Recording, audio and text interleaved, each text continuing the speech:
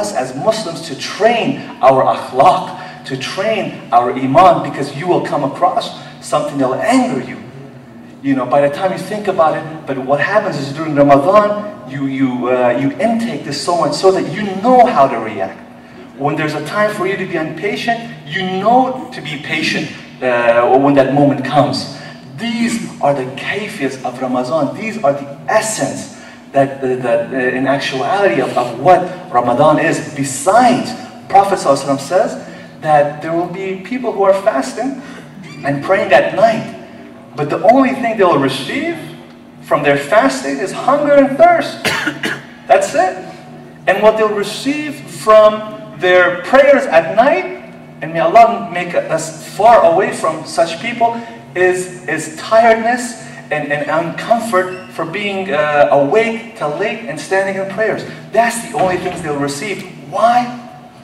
Because they have kept the same ordinary stuff that they've been doing. We need to bring the best out of us. The best. We are ashraf al-makhluqat. What does that mean? Take that in for a second. What is the makhluqat of Allah subhanahu wa ta'ala? Angels, malaika. And if we could become ashraf al-makhluqat, we could become the best of creation. What does that mean? We could become better than angels. If we purify ourselves, if we focus on our hearts, if we focus on our souls, if we take the outer characteristics, meaning being good, being patient, controlling your anger, being aware of the people who are destitute out there, who can't find food in our countries, in your country in Pakistan, in your country in Afghanistan, in your countries in India, in your countries in Asia, everywhere in this country. Wallahi, last year during Ramadan, I was driving my car, and as I was going, it was midday, and the weather was semi-hot. I passed by and I saw a brother in Sunnah, and he was wearing his Sunnah clothing, and he had the beard, and he had a kufi on, and so on and so forth. So I passed by, and he had a couple of bags, and it was hot, so I assumed that he's fasting, it's Ramadan, and so I stopped the car, slowed down, and I said, Assalamu alaikum. The brother didn't respond, he didn't even look at me. So I said, Assalamu alaikum again. And the brother, didn't respond. So then, as I slowly creeped up my car, he said, wait. And when I stopped, I said, I tried to say salam and see if you needed a ride somewhere, because it's Ramadan, I'm sure he said, yeah, I'm fasting, but he said that sometimes I don't reply because on the streets, this was here in Fremont, California, he said, because some people tease me because of the way I dress and so on and so forth. So I thought maybe even Muslims tease me on the way of my dress. And that's a different story. I want you to think about that. And even Muslims tease me. So that's why I kind of, started away. But then when I looked at your face, I said, okay, no, I don't think he's teasing me. I said, what can I do for you? And let me take you to where you want to go. He said, okay. And he was a very skinny brother. And again, in Sunnah, he said, take me, I'm going to 24-hour fitness, to the gym. And I kind of looked at him and I said, this brother doesn't look like a gym guy. There's gym people and there's gym people, and he wasn't like a gym person. And I looked at him and I said, mashallah, Ramadan, you're fasting, you're going to go for a workout? And he said, no. He said, the only thing I can afford is the $10 payments of 24-hour fitness, so I could go there and change and take a shower because I have no place to live. Your Muslim brother in America, in the Bay Area, in Fremont, has no place to live.